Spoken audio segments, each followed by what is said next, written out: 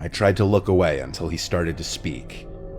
I don't remember word for word what he said, but basically, he said that he's been checking me out and he couldn't resist coming up to me telling me how beautiful I am. I responded as politely as I could. I did a fake little laugh and said, "No, thank you, that's very sweet." He didn't stop there though. He asked a bunch of personal questions like where I'm from. I gave fake answers to everything. This guy absolutely reeked and his breath was awful. I was genuinely repulsed. He asked for my number and I said I'm seeing someone. He said there's nothing wrong with us just being friends. To get him to leave me alone, I gave him a fake number. I then told him I really can't be talking to anyone while I'm working. He made some creepy comment before walking away, thinking he was all suave that he got my number, when in reality he was genuinely creepy and I gave him a fake number. I thought that would be the end of it. Hours went by and time felt like it was going in reverse. I wanted to go home. Then the only other stock worker on the job at that hour suddenly walkie-talkied me, saying there's some creepy looking guy asking for me. I said oh no, and then told her to tell him I left.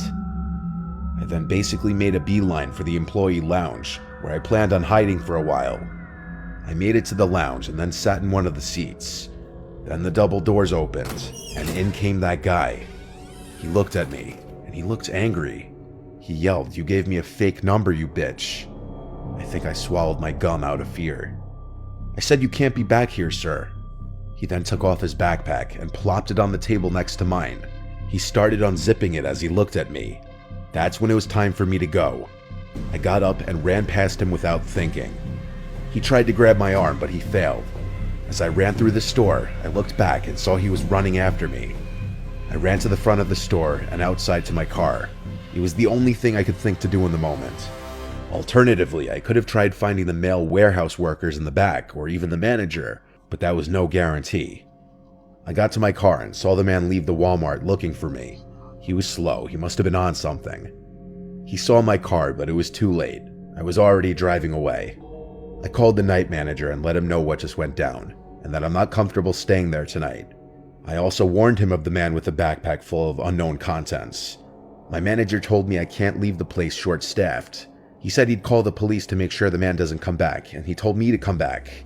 I was adamant about not returning that night, though.